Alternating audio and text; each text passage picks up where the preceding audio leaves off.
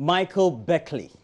You are the Krachin Kwanta manager, branch manager of GCB. Good morning to you, as well as my good friend, head of pharmacy, the Boku Presbyterian Hospital, and your wife, Flora, Salifu Combat at Boku. Good morning to you as well. All well-meaning friends and all of you. Good morning to you. 1 a.m. show. No, this is 2 dedications. Good morning. Morning. You're good? A day. Nice. All right, if you've just tuned in, well, you missed the AM news, but you certainly made it in good time. We're about reviewing the newspapers. We'll go online to myjournline.com. So let's begin. I'll start with the Daily Graphic newspaper. Front page of the graphic: build MMDA's capacity to mobilize funds, or say SCB urges government. Also, hard drives missing at law court complex. That story, curious, is on page 16 in the paper today. Focus on development, stop over concentration on winning elections. Dr. Akwete charges political parties. And this, so Dr. Akwete on the front page of the paper.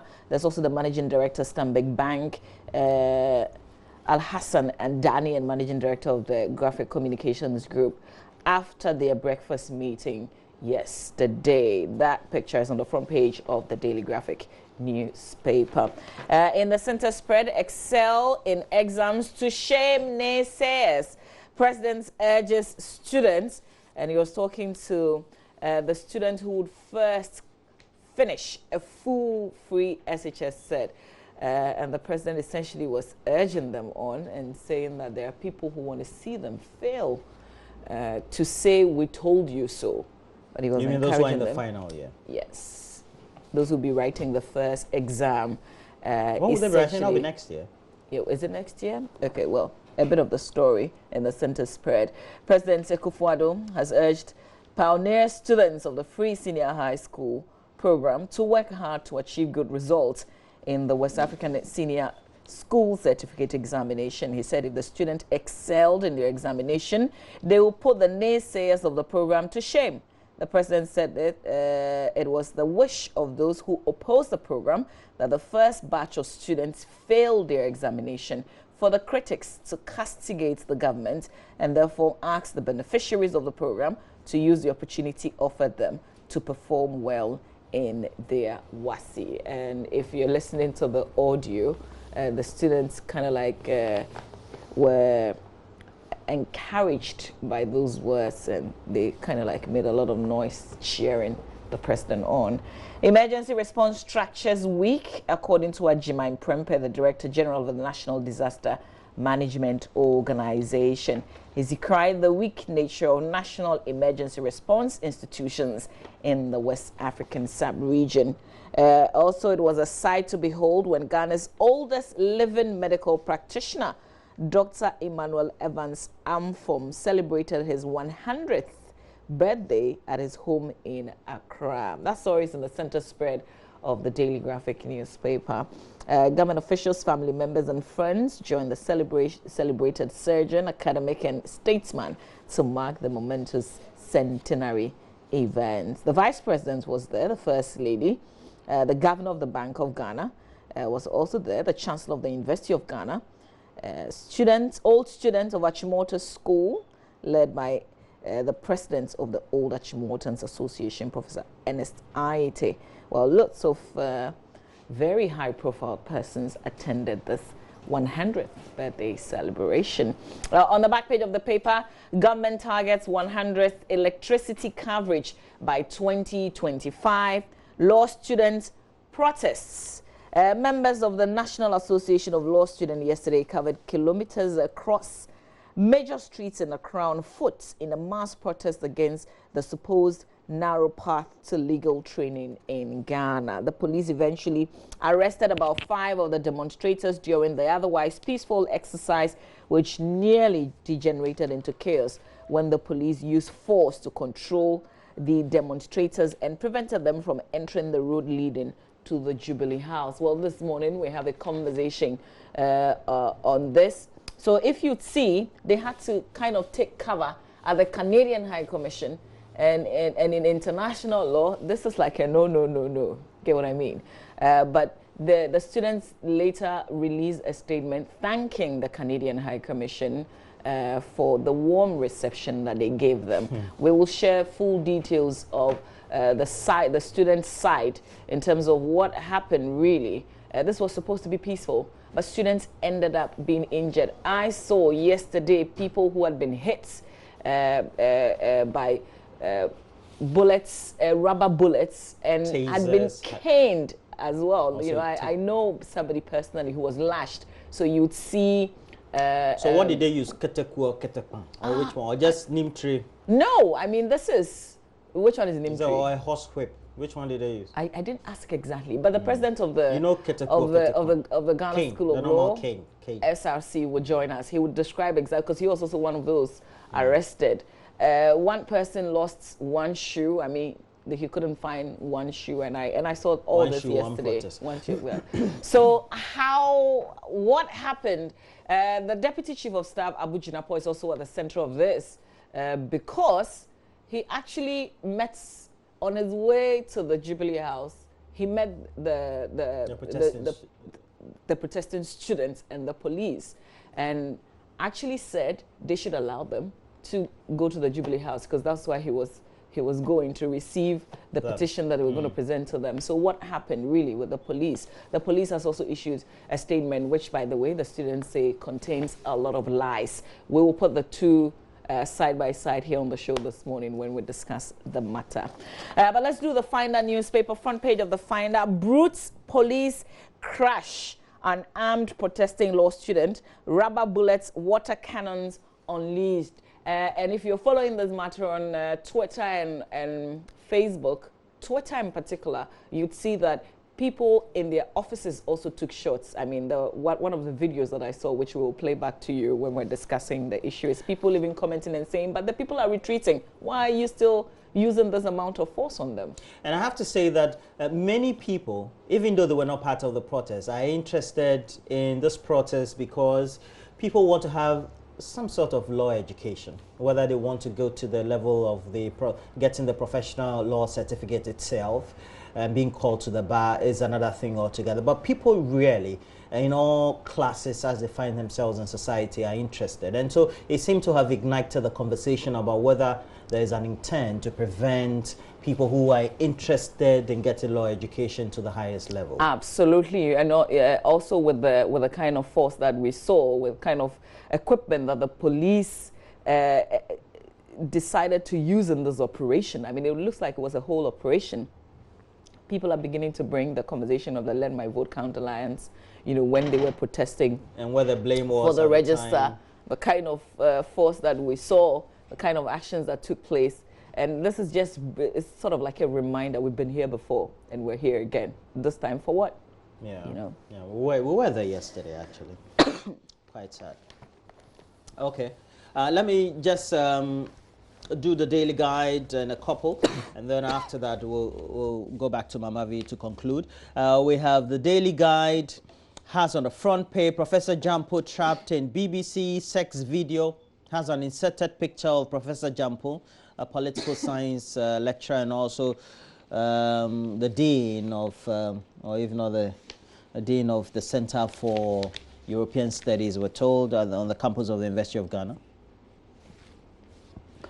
And we also have Ghanaian leaders want casuals mining out. Baumia marks 56th birthday with the vulnerable. Happy birthday to him. We wished him here on the show, and good thing that he did yesterday as well. Did I see Dr. Adam also there? I think I saw. A Deputy Energy Minister.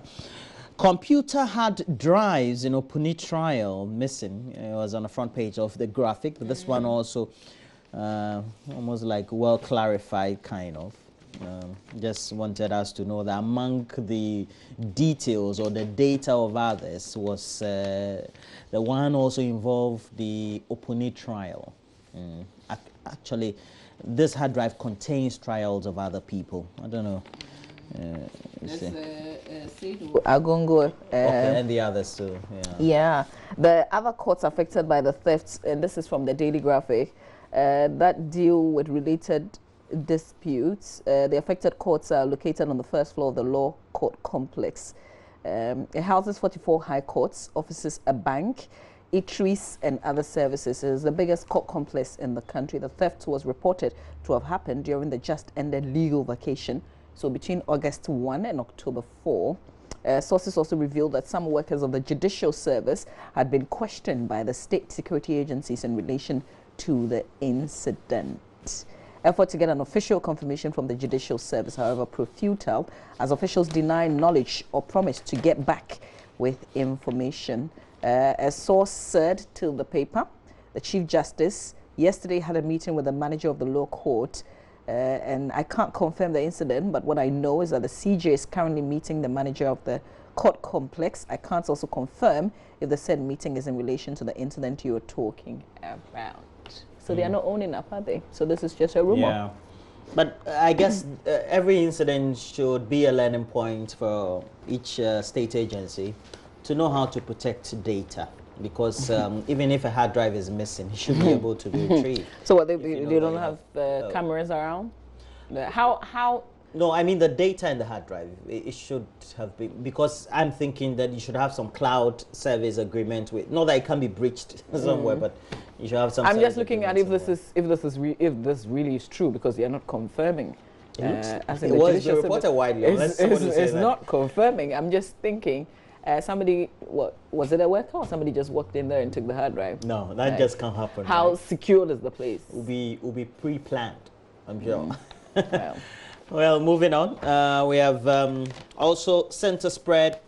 Marriage is fan, and Michael Lena, please be taking the center spread for. We're always interested in the news one pull out. So it's Prince David Osei says marriage is fan, according to him. Macasio wins reggae dancehall song at Ghana Music Awards UK. And I should say that in the milieu of all that has happened about Takoradi winning, best flow at the BET, at this event, the Ghana Music Awards UK, Shatta Wale was a judge as the Artist of the Year. So Charlie, big ups to Shatta Wale as well. Oh, Stoneboy, you too, big ups. Big ups, big ups, big ups. Is somebody forcing you? I'm trying to equalize. Okay, and then there's this story, and I'm hoping that I'll get permission. Mama will do it this week. Something that came to my attention yesterday evening. Grant 20% vessels right to the Ghana Port and Harbours Authority. According to the Maritime and Dock Workers Union, they've expressed worry about the huge revenue losses and the resultant job losses that would hit the country's maritime industry if the government allows the MPS, that's the Meridian Port Services, to carry out the Terminal 3 concession agreement at the Tema Port. Currently, if you go to the port, I've been there myself. I was taking there the last 3 or 4 weeks. And the Ghana Port and Harbours Authority virtually seems to be no more. Its keys, etc., all empty.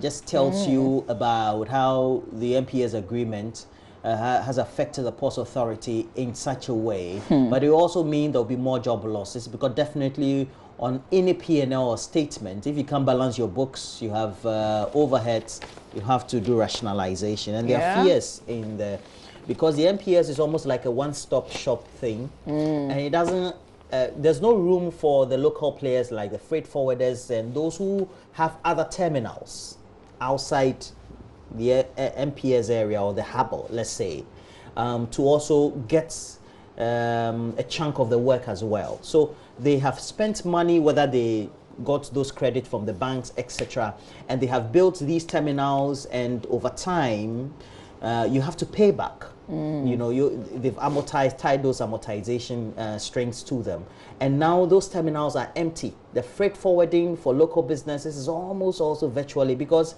it's almost like the MPS agreement takes care of everything, and it's leading to workers losing their jobs because their shareholders can't pay them. They are not making it. So definitely you have got to be home. It's a big thing that we need to avert our minds to. So the chair of the board watches the AM show, Mr. Peter Makimeno. Good morning to you. We'll come to you for some clarification. On this issue. So get ready for us. We're knocking. Okay. Let's do. Are you done? I wanted to do the last one. Okay, please do. The last one will be the custodian. The custodian says that, good morning, is the editor. Carry your own cross. Parliament tells Martin Amidu, the custodian newspaper. And it says, Jampo weeps over sex for grade scandal.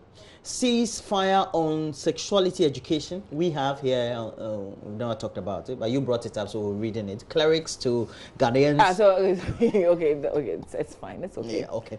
They brought it up. Yeah, so now that they are okay, they're not talking about it, so we shouldn't talk about it. Freedom of speech. I know, right? And it has an inserted picture of the Reverend Professor Paul Yao Frimpong, the president of the Ghana Pentecostal and Charismatic Council. We're citizens, not spectators. Not spectators, I know, right? Another Dan Kukufa, the president, brought that phrase up. 2 hospitals begin in Ibri, Mamponge, Kriapim.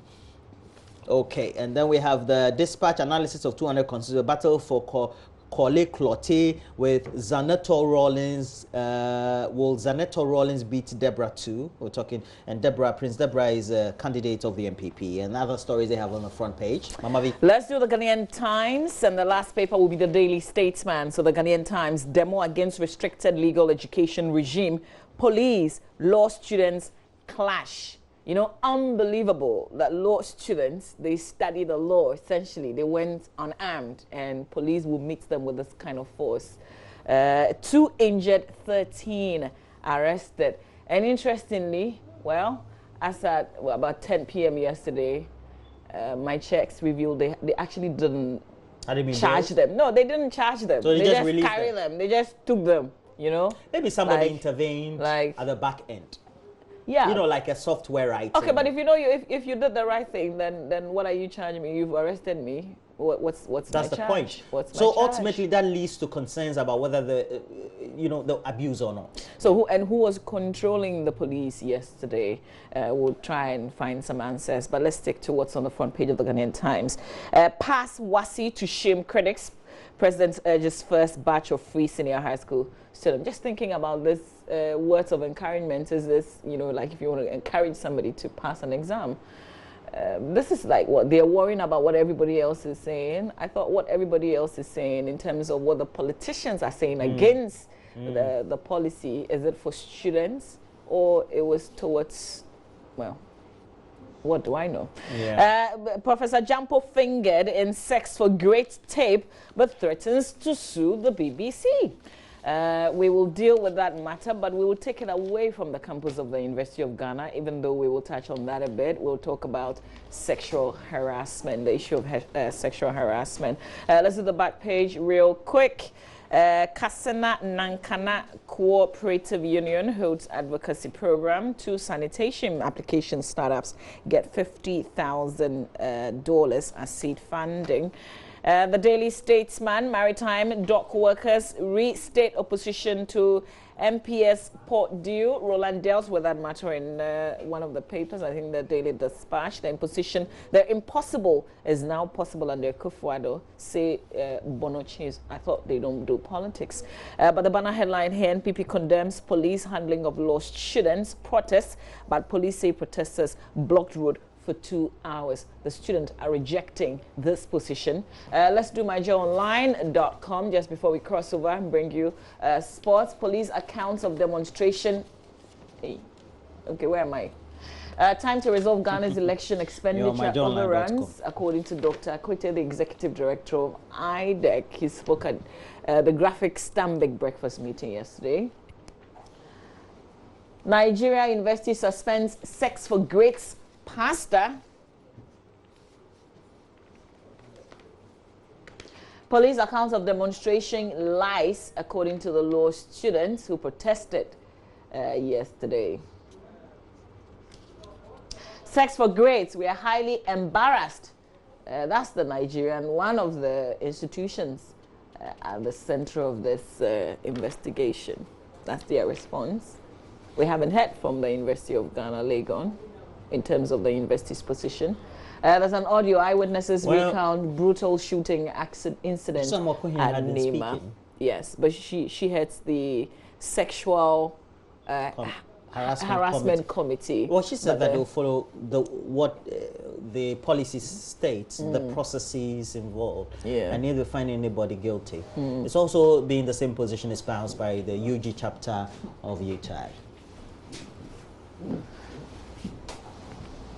There's a full video, Sex for Grades, undercover in West African University. So if you missed the showing yesterday, you can always catch up. Just log on to myjournline.com.